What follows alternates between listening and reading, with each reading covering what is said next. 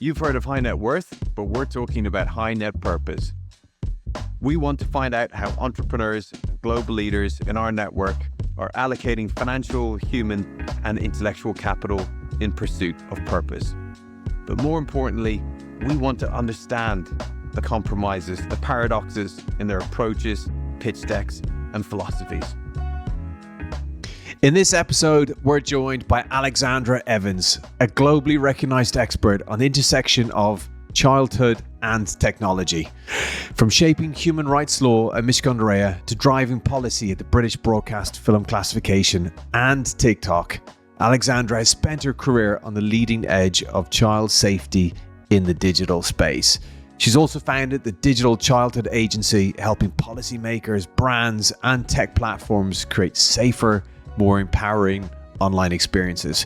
In our conversation, Alexandra provides a very personal journey to following her purpose. She also unpacks why parents, regulators, and businesses are struggling to keep up with technology, and also some practical advice as to put yourself back in the controlling seat. She also covers the hidden risks you might not see beyond the technology addiction that people focus on, such as the loss of agency, the violation of children's rights, and the impact on their long-term development. We also address the role of the tech companies. We cover how AI could amplify risks or become a powerful tool for protecting kids. And finally, why Alexandra still has hope for a safer digital future and what it'll take to get there. If you want to understand the real case for ethical tech design and how regulation, innovation, and responsibility collide in the digital age, this episode is for you. This is the Alexandra Evans episode. Alexandra, welcome to High Net Purpose. Thank you for having me. We've been really looking forward to this conversation. It's a tough one as well. We're talking about children, health, and technology.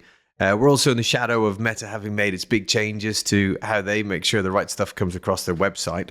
But more positively, we're just a few weeks away from bringing together a group of female founders around this issue.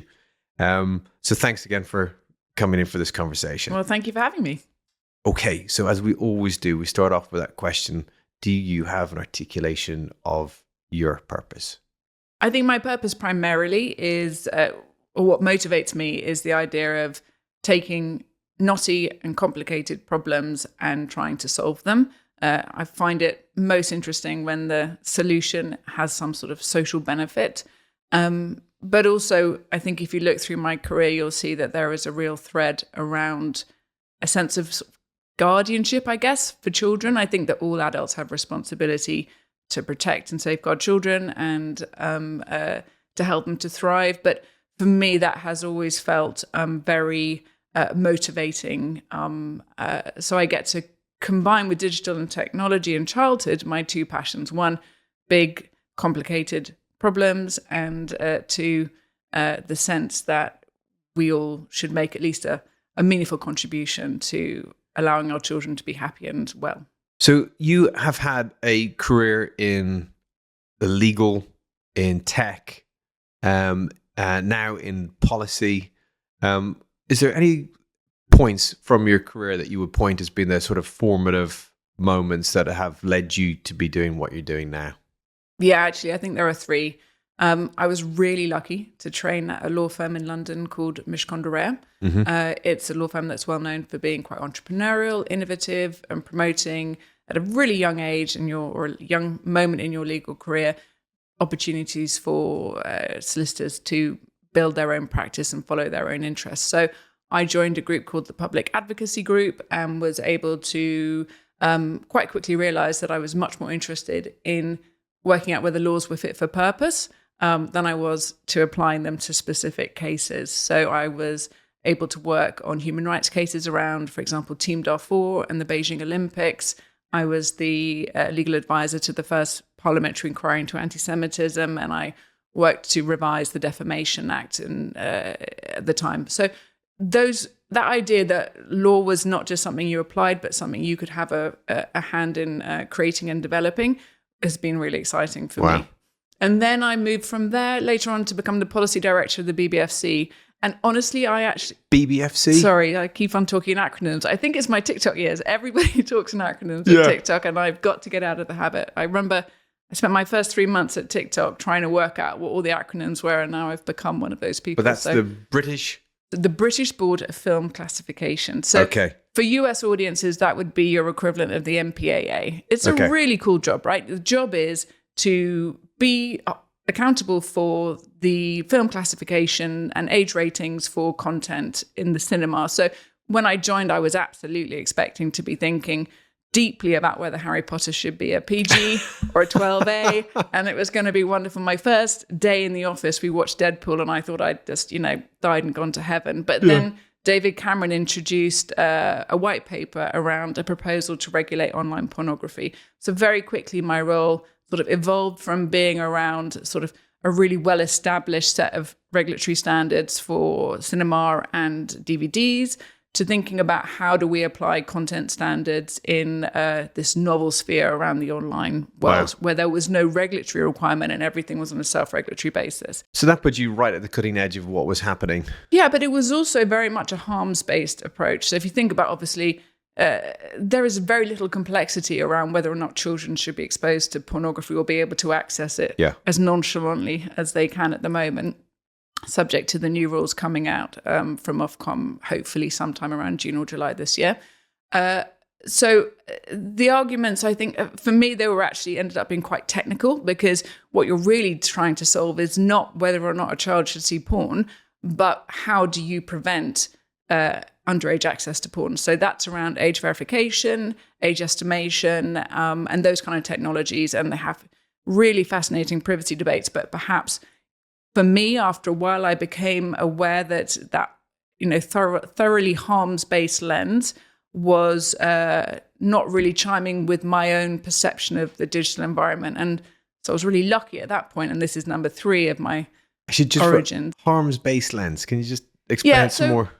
So I think that when we think about children's use of technology, we're trying to do a couple of things, and we're doing them at pace in quite a complex environment. But the first thing we're trying to do is understand what could potentially be harmful to that child. Okay. Yeah? So that would be things that I would call a survive risk as opposed to a thrive risk. And a survive risk will be things like vulnerability to being groomed, exposure to pornography, graphic violence, so things like beheading videos, promotion of suicide, self-harm, eating disorders, whether through searching for content or otherwise through recommender systems that are generating and recommending, as we've heard in the past, really harmful themes in really high doses to children in a way that is absolutely not compatible with their well-being and their mental health, and puts them at risk. So then in relation to pornography, that would very much fall into that category. On the other side, there's this additional piece, which is around thrive risks. And that is where I and my colleague, Alison McDowell at the Digital Childhood Agency, are really focused at the moment. And so for a thrive risk, what I'm talking about there is, of course, the primary base that everybody needs to thrive is to be safe. But beyond safety, when we think about children and technology, what else do we need to think about? And that might be something like, for example, opportunity cost. So if children are using technology in a way that is compulsive, is that compatible with their ability to thrive? If it means that they're not, for example, participating in sports, they're not getting enough sleep, they're not getting enough rest, they're not making eye contact with their family at the dinner table, etc. So for me, when I think about children's use of technology, and I would say that I'm sounding quite negative about technology, but actually I think there are huge opportunities. It just happens that my job is to think about the potential downsides as well.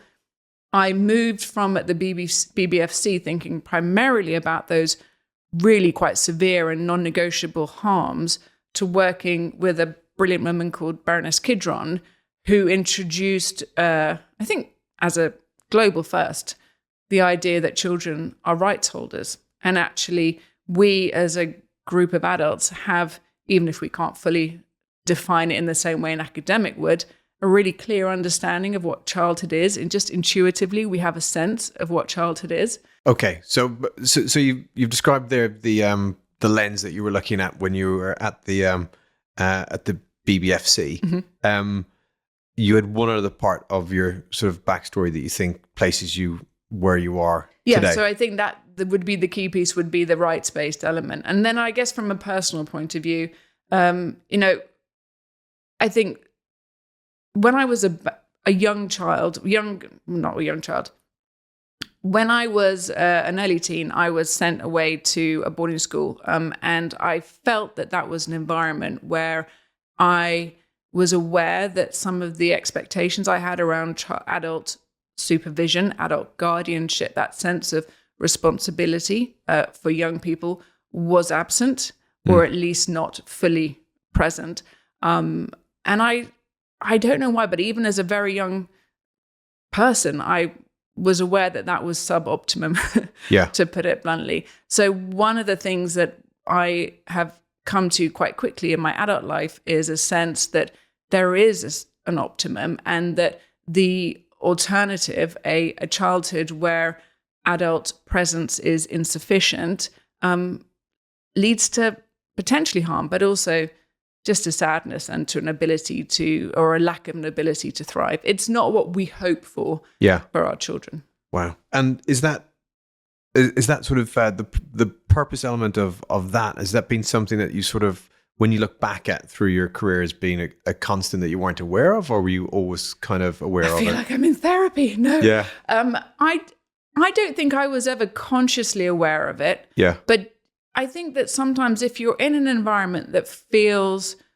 somewhat cold and somewhat lacking, I guess you can respond to that in two ways. You can either adapt to that, or you can feel very acutely its inadequacies. And actually, I had a really happy home life. So I think it was quite easy to feel this contrast between like this very warm and loving experience of being at home, and then this boarding school, which was actually very academically prestigious, but those pursuit of those academic goals meant that there was so much focus on that those sort of softer qualities that one might hope a child would have continued access to, which could be everything from are you okay to do you want a hug? Okay. We're not as present. So I have always, I guess, felt a sense that nurturing children is worthwhile, but I wouldn't want to overplay it. I went to a very posh public school and got a good education, and other people are better off or worse off than me. But the lovely thing in what you're saying, Alexandra, is that the policies and the responses and everything that we do in this space really needs to be thinking of the more holistic childhood experience and what they're going through. Yeah. Because it can very easily just go straight into very academic descriptions of policy and technology and how it's designed, etc. To maybe just to finish off before we get into technology and childhood, it sounds like you have a view as to what a safe childhood should look like. Yeah, I think we all do. Childhood is technically, legally, under the United Nations Convention on the Rights of the Child, is the period before you reach 18. So it is not to, as I say, the day of your 18th birthday. But more than that, it's this journey. It's a unique and precious moment in all of our lives. And it's a journey where we attain through passage through a series of developmental stages, the skills and the experience that we need to become adults. Now, anybody who's looked at an 18-year-old understands that they're not fully formed and they're still learning and growing. And frankly, even in our 40s, 50s and beyond, let's hope that we're still capable of personal growth. But it's really important to think about childhood as a moment where we do understand that you don't have the capacities and capabilities to function independently. And that is articulated in lots of really obvious ways through things like the UNCRC, which is the most globally ratified human rights treaty in the world, and it establishes a series of rights that children have immutably, irrespective of age, as provided they're under 18, to the right to life, the right to participate, and the right to be protected, and the right to be heard. especially as they reach and move towards adulthood. Now, so we understand that really clearly. And then actually from an intuitive point of view, we also understand and make allowances for children in lots of interesting ways around our laws. So, for example, we don't hold children to the same level of accountability as adults in our legal and criminal system. We also have a series of social norms that perhaps you don't even notice, but that are really important. So we might, for example, give a child a high chair because we know that they literally need a boost to be able to sit and to chat with adults. And we have things like the age rating systems at the BBFC and in other countries equivalent. What we're really saying through all of these subtle touches, these thoughtfulnesses, is that we as adults have a duty of care to young people and that we need to respect and nurture them to survive, but also, as I say, to thrive.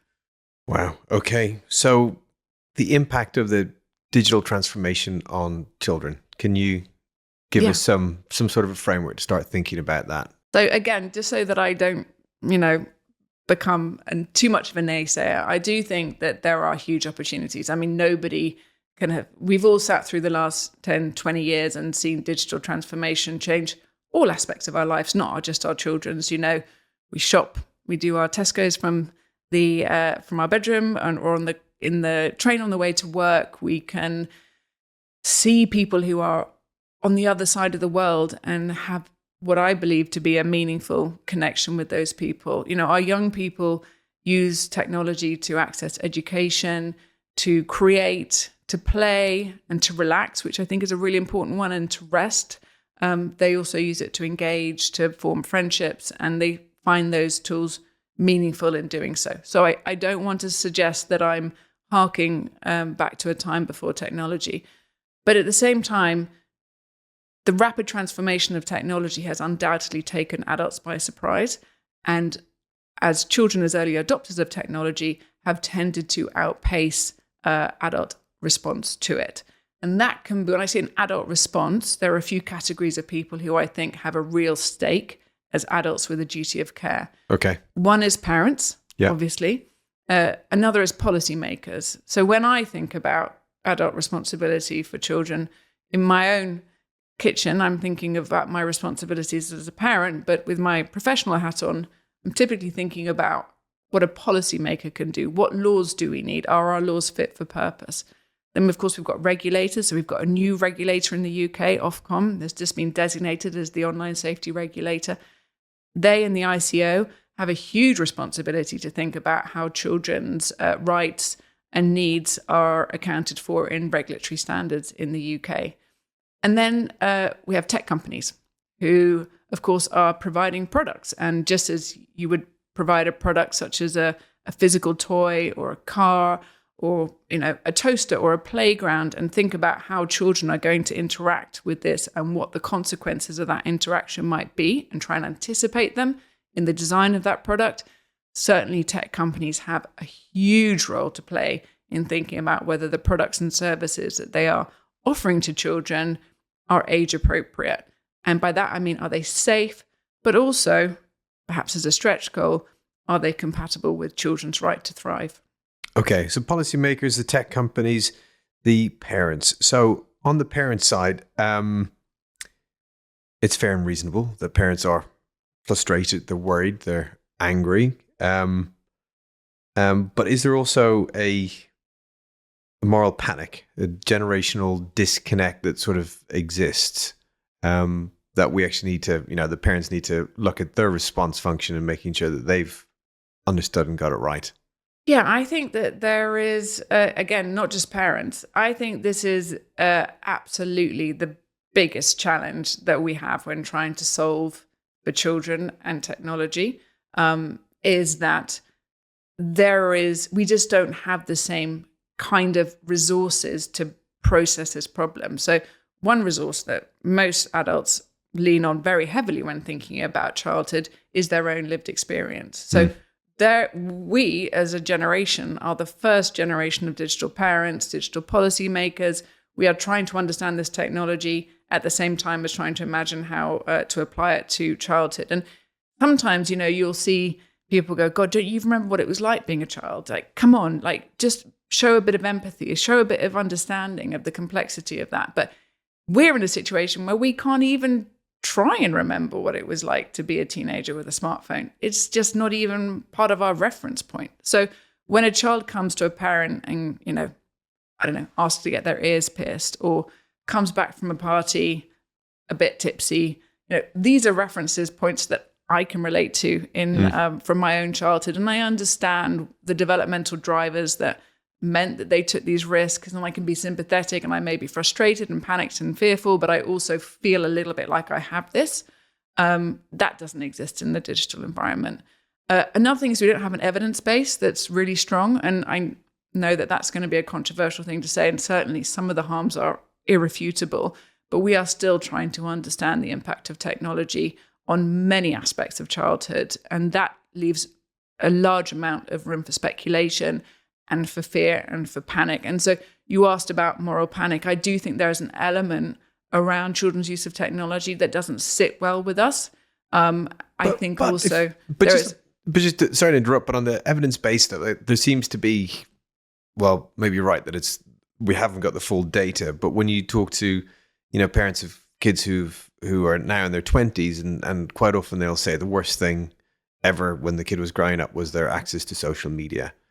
Yeah. Is that because they've over biased their view on that, or I get the feeling that it's based on them having had seeing cyberbullying, the screen obsession, too much time and usage of those platforms, etc. It feels like there's a good bit of evidence already there. I think that there are a few things around that. I think that there is an ick, and that's not a very technical term, but there is a sense that we all are really familiar with and can actually, almost feel as a physical, tangible thing, that if we are using our devices too much, that we feel unfulfilled, unsatisfied. So these are thrive risks I'm describing. But yes, and again, I don't want to sound like a doomsday predictor, but somebody asked me yesterday whether I had hope about children and technology and that we were on a trajectory that was a positive one. And I said that a couple of things. One, that I feel that actually now at this particular moment, from a policy perspective, I'm less optimistic than I used to be. But generally, if I'm thinking about how adults are imagining or have performed in relation to children's use of technology, I think that one would say politely that if it was on our report card, we would get a could do better. But less optimistically, I believe that there has been a generational failure to meet our duty of care for children and childhood. And I also believe that there will be a reckoning that will happen for those children who are existing now and being exposed to extreme content that is not normal and is not part of our own childhoods. And as you say, those 20-somethings. So I'm really not minimizing it. And again, I think it's useful to try and describe what is a survive risk and what is a thrive risk. And I think they are both equally important. But yes, Arturo Bejar, a brilliant, brilliant man, a whistleblower who used to work at Instagram, came to the Senate hearing with irrefutable evidence that he had told leadership at Meta that on a weekly basis, 1 in 8 13 to 15-year-old girls were receiving unsolicited advances. How regular? 1 in 8 were had received a message within the last 7 days or some form of contact. Wow. Now, pedophilia is a grim reality and truth that has existed long before the internet. But I challenge anybody to agree that the level at which adult predatory contact and also adult predatory gaze of childhood and adolescence that our young people are growing up with is anything other than abnormal and deeply, deeply troubling. And by that, I mean, we have lived a privilege, and this probably has an element of nostalgia, and I think that that's another element to this in terms of how adults respond to children's use of tech. But I think I'm right that I should be nostalgic for the fact that when I was a teenager, when you were a teenager, we had the privilege of privacy. We probably made some pretty terrible mistakes, but we Yep. made them with our peers. Yeah. We made them, with maybe a couple of photos to, to record the tale, but not much more.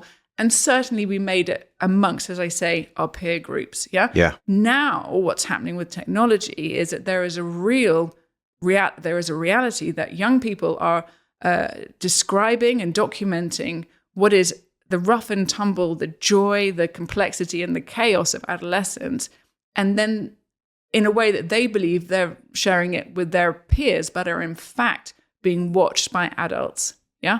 And those adults, frankly, have no right to watch adolescence. Adolescence is a sort of, again, as with all the rest of childhood, this sort of precious and unique and wonderful time. And no wonder we often have these kind of happy feelings about it. But yeah, I do think that there is, I think that if somebody in their 20s said that I grew up in a world where I felt there weren't adults in charge and that there weren't adults looking out for me, and that because of that I saw things and experienced things that have continued to trouble me, I would say, I hear you, and, I'm sorry that happened. And I feel, again, this, if you have a sense of moral duty about childhood, it feels very highly motivating to think about what those children might say about our generation when they grow up. And they might ask us, what were you doing? Were you asleep at the wheel? And they'd be right to.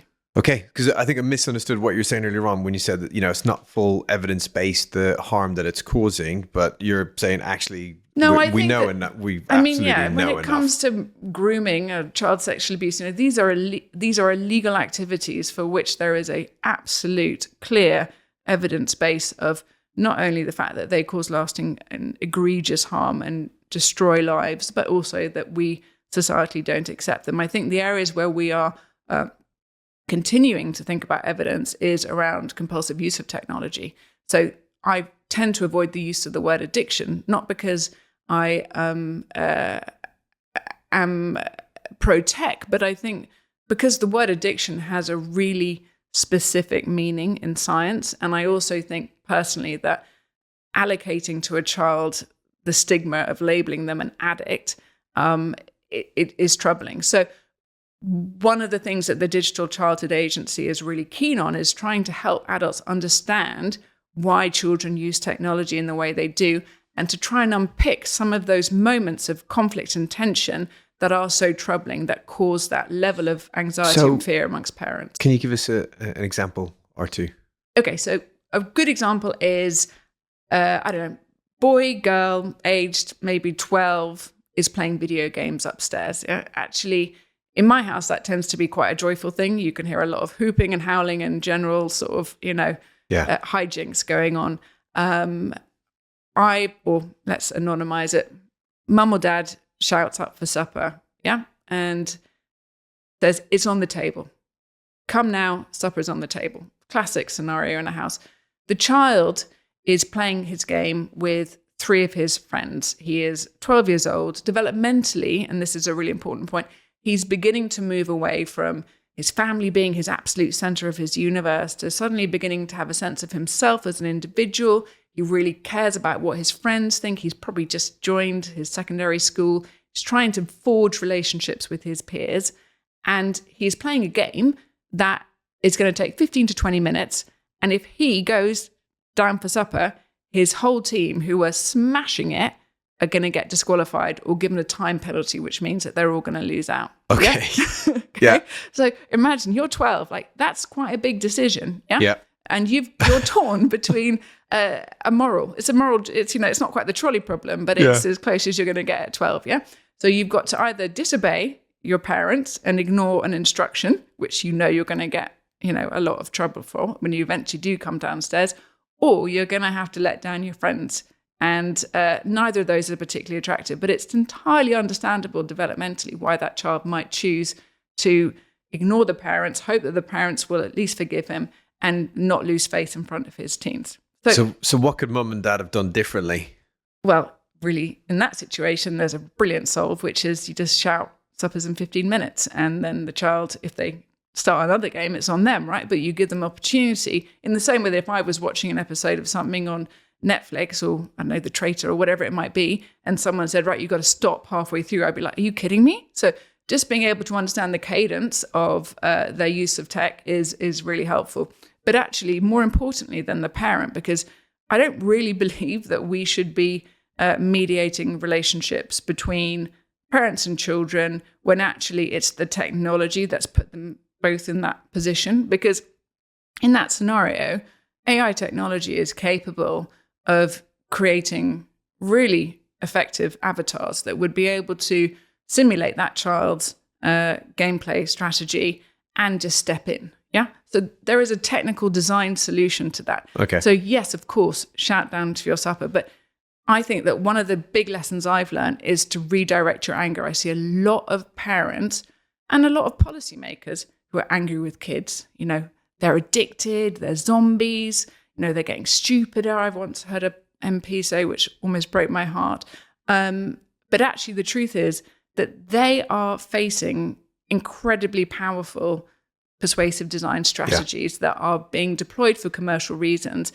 And one of the things, again, that the Digital Child Agency is really interested in doing is working with technology companies, especially startups and entrepreneurs, who are interested in trying to unpick some of those problems from a design perspective. Can we come back to the companies in a bit and the tech giants, etc.?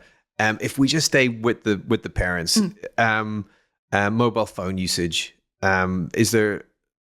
can you talk to a similar situation where there's a clear misunderstanding between the parent and the child in a scenario? Sure. So I think there would be, I guess, a really good example of this is a child is on their phone, or a child should have gone to bed at 9, let's say, and is supposed to put their phone in their bottom drawer. The parent comes in at 10 or 11, maybe even later in some scenarios, and finds the child on the phone. Yeah. The child says something like, I've just got to text Rebecca.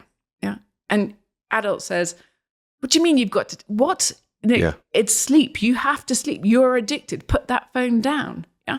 But actually what's happened in relation to that text is that probably child, let's assume that she's early teens again. So developmentally, that sense of like needing to be there, to be a support, to step in, to have that sort of, you know, those adult relationships, well, not adult, there's pseudo-adult relationships that are very peer-based. Got you. She is in a group, let's call it a WhatsApp group maybe, and there are maybe, because in the early years, those WhatsApp groups can be pretty big because friendships can be quite wide, those groups. So she's got maybe 8 to 10 girls on that group. One of them is having a crisis. Yeah. Boyfriend has dumped her. She doesn't look good in her outfit. She wishes that her homework was better. There may be lots of legitimate concerns. That child has sent a message out to the group that she is sad for whatever reason. The girl who should be sleeping is again confronted with a complicated choice. Does she do what she's supposed to do, which she probably wants to do, frankly, which is go to sleep because she's exhausted and her parents want her to? Or does she do what she feels she should do, which is to be a good friend? Yeah. Now, you and I are adult enough to know that being a good friend, it's possible to be a good friend and also go to sleep and leave your phone downstairs. But as a child, that sense of, again, developmentally, we know that they have a strong sense of urgency. They will tend to think about things in very black and white terms. They have very heightened emotions. Everything feels hugely important. And also, they will really need to demonstrate. They will have very little sort of legacy of those friendships to be able to say, well, like, you know, I mean, I've done this a few times. I've been there. I've got a track record of being there for this person. So they are trying to demonstrate their reliability as a source of comfort. So the theme seems to be that being more understanding of the child's position and what they're involved in as a parent. Yeah, but also the developmental drivers and force. So I think that this is the key piece that that I've worked on, and again is very runs through the work that I do with Baroness Kidron and also the work of the Digital Childhood Agency, which is around developmental stages. So if you understand in particular, my particular interest is around early adolescence and later adolescence, but if you can understand why that child is behaving in that way, then you can be more sympathetic. So we understand why a child might walk down dressed for a family party in a deeply inappropriately short mini skirt and a boob tube, and huge earrings and masses of makeup. Yeah.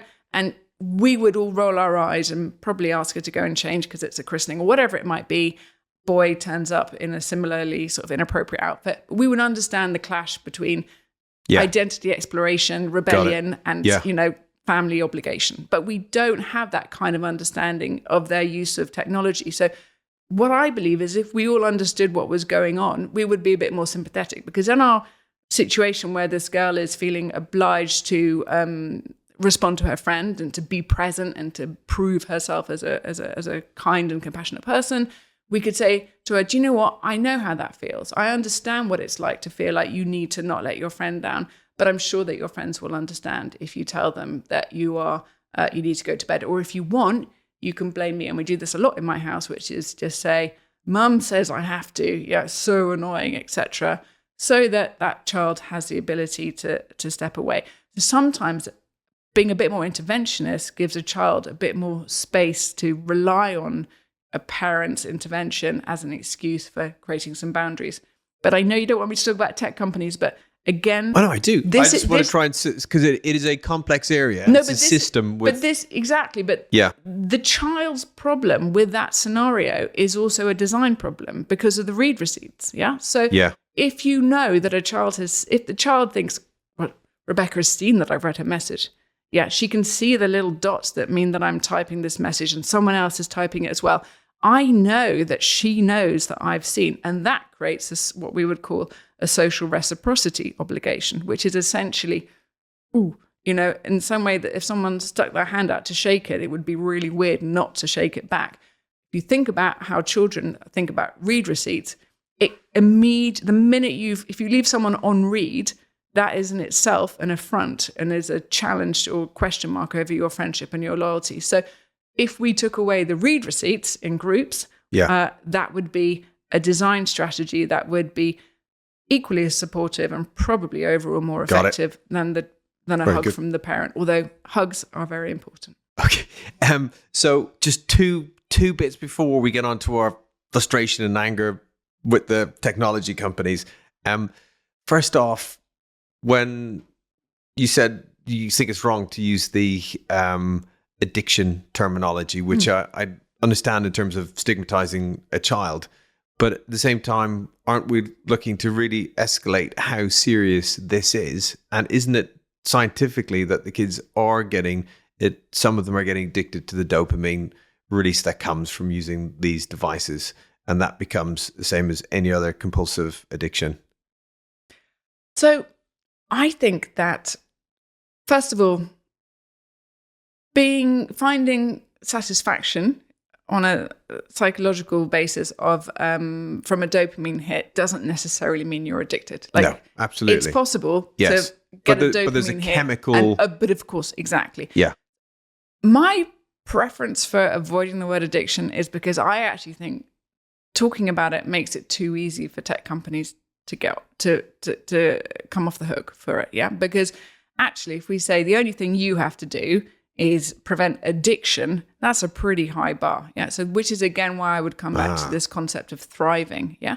If we start thinking about technology and opportunity cost, then that's a much wider challenge to tech companies. So is this child, my child, every child's use of technology or your particular product or service compatible both with their safety but with their right to thrive? Yeah, their right to actively participate. And the issues that I think are thrive issues around compulsive use of technology will be, as I say, opportunity cost, but also compromise of human agency. So human agency is essentially a sort of more active version of freedom of expression and freedom of thought. So it's the ability to have at least some semblance of control or autonomy over what you think, what you feel, and what you do.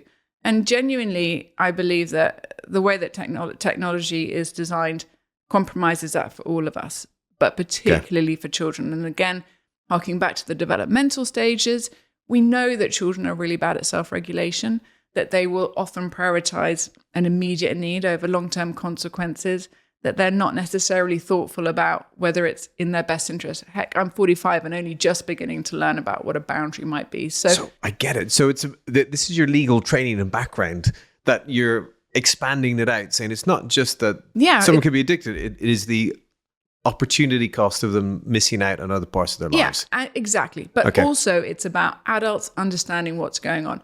The child that is on their phone at night is probably not addicted. They're probably just trying to be the best version of themselves that they can be in that moment, given all the givens of their the clash of technology and adolescence, and the failure of adults to be interlocutors between the two. What is wrong with smartphone bans at schools? Why don't you like them? I don't think I don't like them.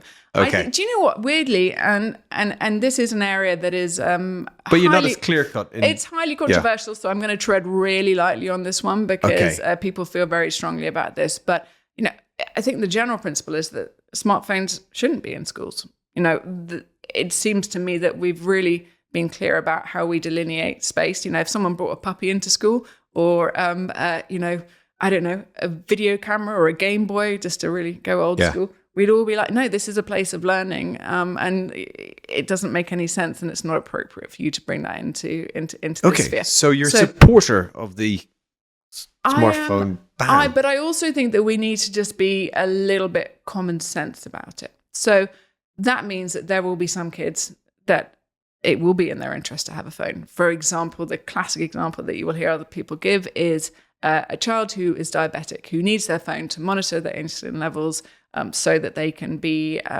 safe and well at school. Good one. You might also... Train strikes. Will they be able to get home with the train or the right bus? You might also have a situation... But we managed to do this for years without having a smartphone, didn't we? Yes, we did. But do you know what? We also managed for many years without dishwashers and cars, but aren't we all better off for them? So I'm not suggesting that we shouldn't manage and mediate our children's use of technology. I really think that adults setting boundaries is something that has been profoundly missing from children's lives, and we should reinsert those. And the idea that the default in a school would be anything other than keep your phone in your bag seems particularly alien to me. So yes, of course, smartphones and schools are not good bedfellows, and we should support schools and to make sure that they have clear policies in place that are sufficiently common sense to enable everybody to operate safely and well, but also with a very strong default that smartphones are a distraction.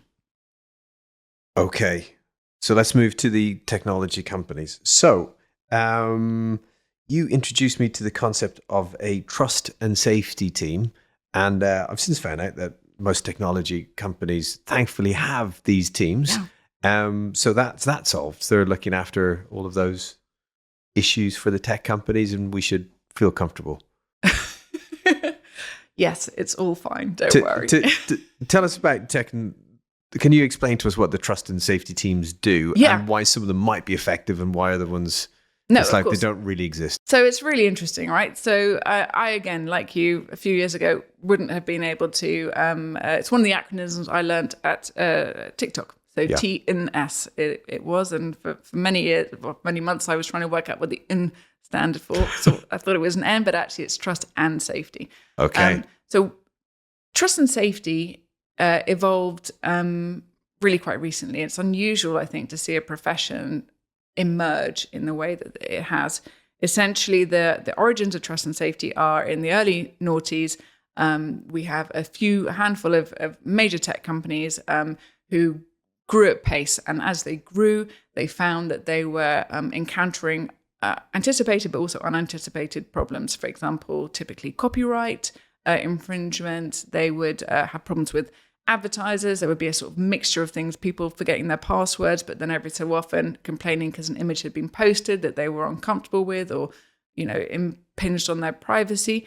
And in those early days in Silicon Valley, typically what would happen is that there would be someone who would be quite good at fixing it. They may well be in customer services, they may have been in legal, etc., but they began to be the person that was solving these sort of hodgepodge of problems as they emerged. And as these companies grew at pace, they realized that the volume of these and the seriousness of these problems, in particular around the distribution of child sexual abuse imagery, warranted creating some sort of systems and processes and structure around their approach to safety. Okay. And that was accelerated through intense media and policy scrutiny of trust and tech companies' track records. Yeah.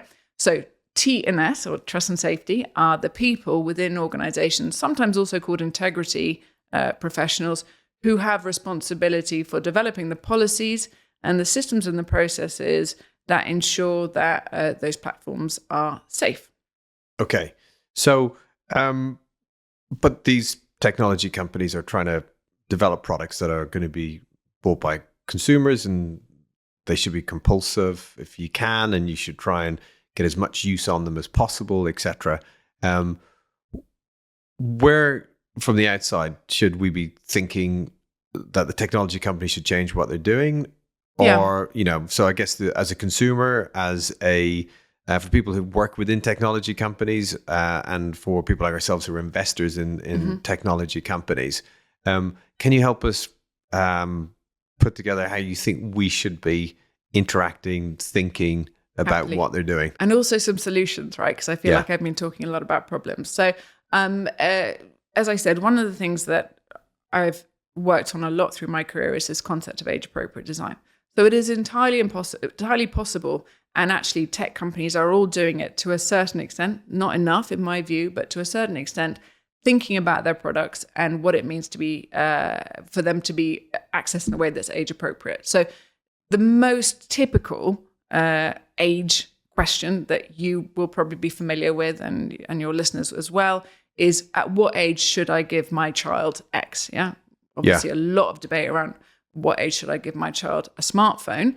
Then the next question might be, at what age should I let my child access, I don't know, TikTok, Snap, Insta, Roblox, etc. But then once you're on platform, I think people don't give enough thought to the fact that actually it's not a homogenous service. It's actually a combination of different features and functionalities, all of which carry different risk levels. So, for example, watching a moderated content stream that has been recommended to you does create risks around recommender systems and the kind of content and themes that you're seeing. But I would argue that something like live stream or a private message that is encrypted and has the ability to include attachments that can't be moderated, those are high risk moments. So age-appropriate design is the big name for the bucket of design decisions that any tech company can make to decide at what age it is appropriate for children, not just to access the product entirely, but to use particularly high-risk features. But these platforms, if you go on them, they ask you to sort of self-certify that you're over a certain age. So, for the tech company, how do they defend themselves against that? Well, so you've hit it on the nail on the head. One of the Achilles heel of age-appropriate design is understanding the age of your user, because, of course, you can't apply age-appropriate design standards unless you have a sense of how old children are, which brings us to our second challenge for tech companies, and it's a challenge that people are continuing to work on, including Ofcom and the like, which is age estimation. So how do we better understand the age of people who are using devices? And it's not straightforward. Again, it's highly controversial debate. I would have thought nowadays you'd be able to, I guess you're then getting into digital IDs and stuff, and you give them that So information. at the moment, the debate that Ofcom is primarily involved in is around something called highly effective age verification. So that under the Online Safety Act requires, if content meets a specific threshold, in particularly porn, for you to be able to introduce age verification systems that are highly effective. Yeah? Okay. So at that point, you're really in a high watermark. And brilliantly, my co-founder, Alison McDowell, is truly expert on digital identity, but also on what that might mean for effective But those systems age verification exist. systems. Do they? They do. They are quite high friction, and they are, I would argue, most appropriate for the really most egregious and harmful content. But there's also age estimation. So that is the use of AI technology, which I hope that we'll get to speak about a bit more later on, but to use inference-based strategies to understand or estimate the age of the user. Now, these are typically, the problems with these are around the privacy implications of that, but also people's tolerance for accuracy. And I think that there's a lot to be hashed out in that debate around understanding that even if something is not highly effective, i.e. it gives us some greater confidence about the age of the user, that is additive. It's a weapon that, or a piece of our armor that we can use. Because as you say, self-certification is deeply unsatisfactory as a way of managing children's access to age-restricted products and services. So the children get on the site. They've, whether they are underage or overage, they're in there now. And then you've got the age-appropriate design issue. So we don't know fully what age they are. And then, do most platforms have a different offering if you're a younger or older member? I don't think so. Absolutely. They do. So for example, I know there's kids YouTube, but then it's like completely different to YouTube. Exactly. So it's one of the things that Baroness Kidron and I worked on in 2018, going back to the old days, was something called the Age Appropriate Design Code, which was a global first. It was a requirement within the Data Protection Act at the time to require the ICO to set a series of standards for age-appropriate design of services. And it required services to think about things like, for example, default settings. So what is the correct default setting for a child of 13, a child who is in their later teens, etc., but also around profiling, advertising, direct marketing, use of geolocation strategies. So yes, every platform has a policy on, for example, whether accounts are default private or public for children in younger years or older years. For example, again, I know TikTok better than some of the other platforms, but TikTok won't allow under 18s to go live.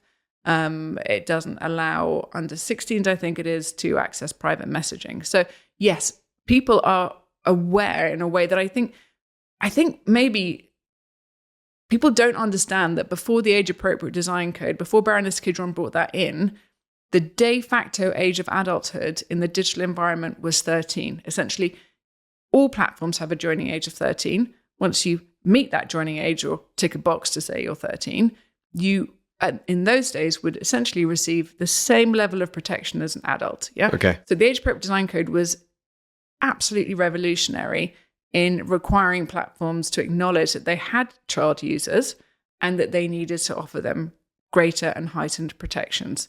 So yes, age-appropriate design exists. And I also would really like to emphasize that whilst age estimation is an evolving industry, if, for example, I have an age inference tool that can use behavioral signals around a child's, the kind of content that a child interacts with, the kind of accounts that a child interacts with, and I'm using that essentially to gather data to then profile or direct advertising or charge more advertisers more for the ability to age target, it seems utterly bonkers to me, essentially, that I also wouldn't use that information to deploy safety strategies. So, of course, if the age estimation technology is not particularly confident at predicting whether somebody is 13 or 14, I would understand that, because adolescence is a complex time and very turbulent and slightly chaotic, and not all 13s are the same. But if that age estimation technology can confidently predict that somebody is, for example, under 5 or under 7, then it seems to me very obvious that we would use that technology as part of a wider safety system. And I guess most 14, 15-year-olds will probably be able to figure out how to use a VPN as well if they want to go into a different country with different regulations, or? I think so, but do you know what? I have had these conversations for many years, and I have heard people use the word VPN. Another phrase I often hear is unforeseen consequences. The technology isn't there yet. We're still working on it, etc. Yes, of course. Some kids will use a VPN. Absolutely. Some kids will go to great lengths to obfuscate and to get around safety strategies. But do you know what? Kids are inherently good. Yeah. Kids are inherently, especially Gen Z, who I think actually are perhaps the most brilliant and exciting and commendable generation that we have seen for eons. You know, they are they have high levels of compliance, they are deeply responsible, they have a sense of social conscience, they are incredibly accepting of diversity and tolerant of people's different views and, genders, sexualities, etc. And we saw from COVID that they were acting extremely responsibly in terms of limiting their own ability to live lives, of communion and partying and celebration and experimentation in order to protect older generations. So let's not demonize Gen Z. So yes, some kids will use a VPN. Yes, there are ways to get around it, but it is a norm of childhood that adults set boundaries and take steps to enforce them. We may enforce them slightly differently. Every parent might have a different approach to these things. There's no one size fits all. But actually, if we think about this as a holistic problem and coming back to hope, is there hope for children's digital safety and digital opportunities? All we have to do is just be a bit better. And we have so many strategies available that would make it better. So should we move into then AI and what the opportunity there could be for child safety? Yeah, but also I just want to again, a little note of hope on this. The trust and safety, I've just written a report for 5 Rights, which will be coming out soon, around what the barriers are for those people in trust and safety. Those are people who have a really strong sense of mission around ensuring that platforms and services are safe for society, for citizens and for users. And empowering those people is a really great opportunity. And as we've seen from recent reports, when they are disempowered, that is generally not good for children. And the other thing I would say is that, unusually, I have never been in an era where I have felt that there was an opportunity for a challenger brand in the same way that I feel like that today. And that's working for TikTok, right? Which is perhaps the challenger brand of all. I mean, they did the impossible, which was create space within a very entrenched group of big tech giants. But I have always felt that the barriers to entry were so high that it would be impossible for anybody to come with a different product. But now that we see regulation settling... So TikTok have got that product?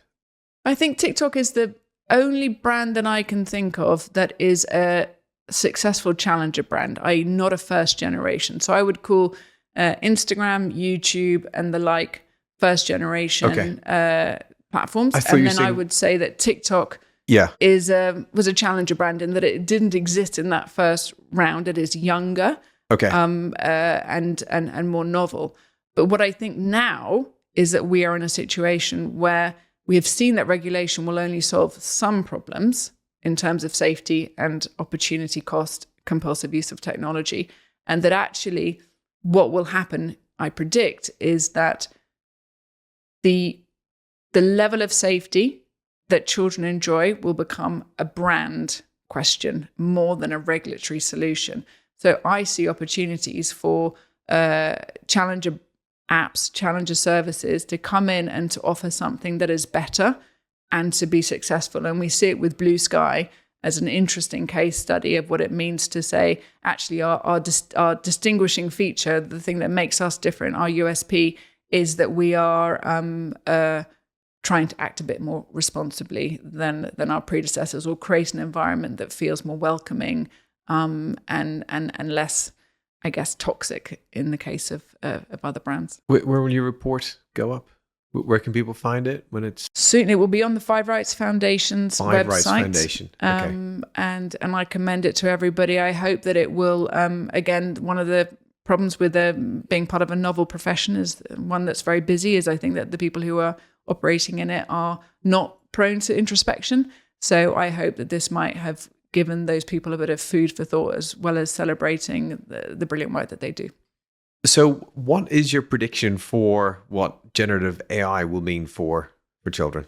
So generative AI and the capabilities that we're seeing in things like ChatGPT is just going to be a massive amplifier of everything. Amplifier of opportunity, amplifier of risk, not just for children, but for everyone.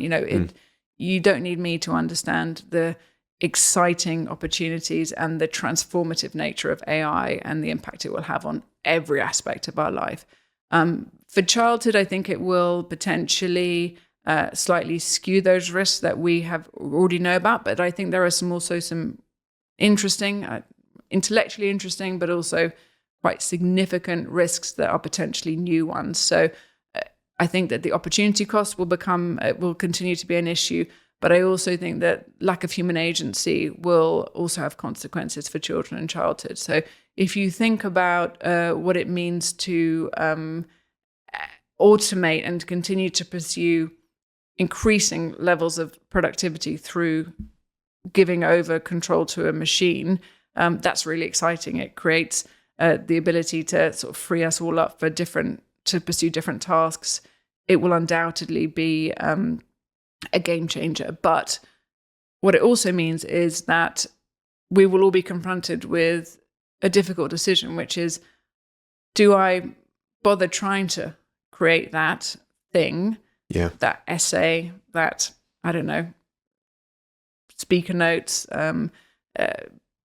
short story, whatever it might be, or do I just concede that the machine will do this better than me? What, you just give up? And get it done quicker.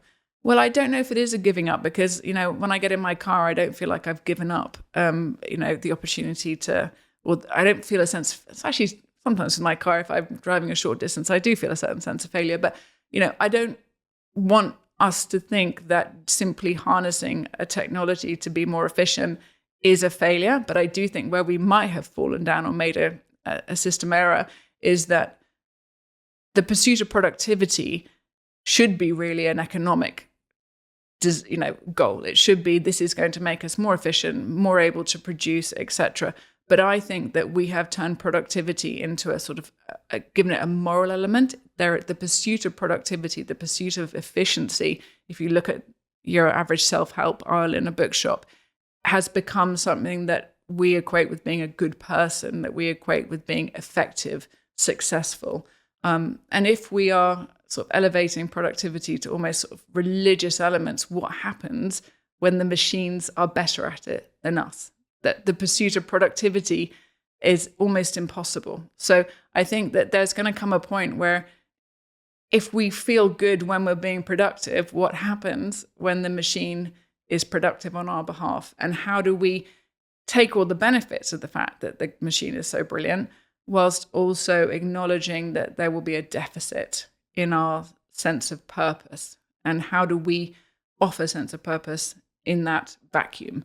Now, again, I'm not suggesting that we should not use the AI technology. I just think that there are both philosophical, but also, frankly, commercial opportunities to think about what needs will be met by technology and what additional needs will emerge, be revealed and emerge. And for children, I think that's really profound, because if you, as a child, are thinking about how you might contribute and what you might be as you get older, and it's a tiresome question that adults are constantly asking children, it's going to be really hard, I think, to have answers to those questions when actually a lot of the opportunities that are currently available to young adults moving into adulthood have gone. And and I think we shouldn't underestimate that. And there's a definite need for preparedness on that as well. So is our education fit for purpose? I think that it's really important to think about how AI might be used to cheat. Absolutely, ChatGPT, you can ask it to write an essay on the First World War and it will produce something brilliant, and that's a challenge. And we need to make sure that our education system deals with AI technology so that all of our students and young people are being given a fair crack at the whip and being evaluated fairly. But also an education system that ignores the reality of generative AI doesn't prepare young people for a future. So, for example, how do we move away from encouraging people to create, although I think there is a value to that, but also to be instructors of technology? So I think skills that will come out and emerge as more useful to younger generations will include things like the ability to critique, the ability to be precise in what you need and what you want, the ability to be confident in challenging something that may look like it's already optimum, and being able to add that that sort of nuance to something that the machine will produce. And frankly, a lot of those skills are ones that you learn in your 20s in sort of more junior positions, apprenticeships, learning from elders. And I think the problem that's going to happen for those young people is that, can you just do a first draft and then I'll tell you what was great and what could be done differently, and then that young person will learn from that experience. Those are going to disappear. So we just need to be really conscious about what it means for young people's sense of purpose and their sense of agency, and also, sense of connectedness. If we think about things like parasocial synthetic relationships, that's, a whole podcast in itself. But to what extent do we believe... Parasocial synthetic relationships. So that's basically when you create a bot, or either yourself, you design it, or you just take one off the shelf, and then you form a relationship with it. So you can chat to it, it'll chat back, it'll ask you how you're doing, etc. And that has some complexity to it, because I think that people believe that it will solve loneliness as a problem, and loneliness is a profound problem. But I am dubious that you can achieve what you get from a sort of nurturing and fulfillment sense around human connectedness from something that to be synthetic. So maybe that will be the topic for the next one. Before we finish, how do you keep yourself healthy? I have boundaries. I am better at self-regulating than I was when I was a teenager. So I guess I do things like I exercise, obviously. I watch a lot of television. I find it extremely relaxing. If I know that I'm going to be expending a lot of energy externally, like talking to you, which of course is lovely, but has a certain amount of drain, I will make sure that I've topped and tailed my day with a spin class or something like that. Yeah. But another thing that I've learned is to choose the people that you're working with. And I have found in my co-founder, Alison McDowell, a brilliant peer, somebody who I feel is very, has the kind of qualities that I think a leader should have, which is around kindness and thoughtfulness, as well as intellectual curiosity. But also, as well as being an expert in her own right, she has a Big Four consultancy background. So whereas I, as you can tell from our conversation, find it interesting to move and skate between different subjects, she is brilliant at trying to find processes and that enable a problem to go from an idea to something that is tangibly solved. So I feel more enthused and excited about projects when I'm collaborating with people who are interesting, and that keeps my working life joyful. So our usual final question is, what advice would you give to a young Alexandra? You're still young, but I mean like... Even younger. Even younger, yeah. So in my early 20s, my husband and I had a newborn baby.